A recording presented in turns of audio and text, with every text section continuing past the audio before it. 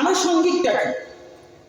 আনুষঙ্গিকটা হলো আল্লাহ তাআলার ঘরে উন্নয়নের পরিকল্পনার জন্য। কথা বলেন ঠিক কিনা?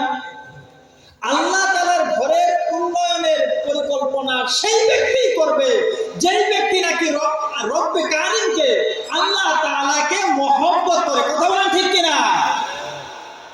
তারাই আল্লাহ তাআলাকে যারা মহব্বত করবে তারাই আল্লাহ তাআলা এই ঘরের পরিকল্পনা উন্নয়নের প্রকল্পে শরীক হবে, সহযোগিতা করবে, নামাজ পড়তে আসবে, খোঁজ খবর নেবে, সব পরিবেশনগুলো ঠিক রাখবে। কথা বলেন ঠিক কিনা?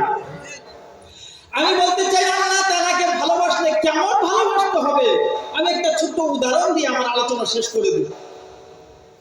এই উদাহরণটা হলো সিদ্দিক আকবর রাদিয়াল্লাহু তাআলা আনহু, আল্লাহ রাসূল সাল্লাল্লাহু আলাইহি ওয়াসাল্লামের এমন একজন সাহাবী। আল্লাহ রাসূল সাল্লাল্লাহু আলাইহি ওয়াসাল্লাম বলেন আরহামু উম্মতি বি উম্মতি আবু বকর। আল্লাহ রাসূল সাল্লাল্লাহু আলাইহি ওয়াসাল্লাম বলেন হে আমার উম্মতের দল, তোমরা জেনে রাখো আমার উম্মত তোমাদের মধ্য থেকে যাকে আমি সর্বশ্রেষ্ঠ হিসাবে আমি বেছে নিয়েছি, আমার বন্ধু হিসাবে নিয়েছি, তিনি হলেন আবু বকর সিদ্দিক রাদিয়াল্লাহু তাআলা আনহু। তিনি কেমন ছিলেন? আবু বকর সিদ্দিক রাদিয়াল্লাহু তাআলা আনহু সম্পর্কে কিতাবের মধ্যে লেখে সিদ্দিক আকবর রাদিয়াল্লাহু তাআলা আনহু অতি নরম, অতি ভদ্র, অতি ভালো মেজাজের মানুষ ছিলেন।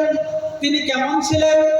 আবু বকর রাদিয়াল্লাহু তাআলা আনহু এই উম্মতের মধ্যে এত বিনয়ী, এত নম্র মেজাজের ছিলেন। এই উম্মতের মধ্যে সবচেয়ে বেশি নরম মেজাজের ছিলেন আবু বকর রাদিয়াল্লাহু তাআলা আনহু।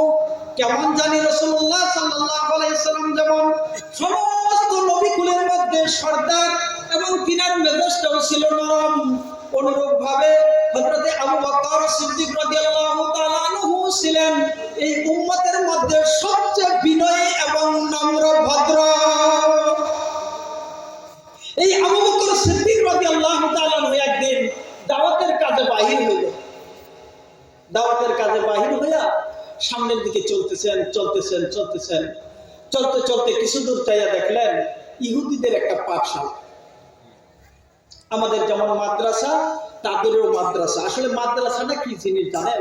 মাদ্রাসাটা হলো আল্লাহ রাসূল সাল্লাল্লাহু আলাইহি সাল্লামের ঘর, বাইতুল্লাহ হলো আল্লাহর ঘর, মাদ্রাসা হলো আল্লাহ রাসূল সাল্লাল্লাহু আলাইহি সাল্লামের ঘর।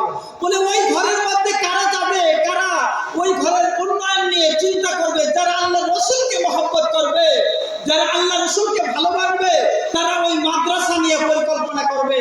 যারা আল্লাহ রাসূল সাল্লাল্লাহু আলাইহি সাল্লামকে ভালোবাসে না তারা কখনো এই মাদ্রাসা নিয়ে চিন্তা করতে পারে না। এই জন্য আমাদের মাদ্রাসাকে ভালোবাসতে হবে কিনা? মাদ্রাসায় কি হয়?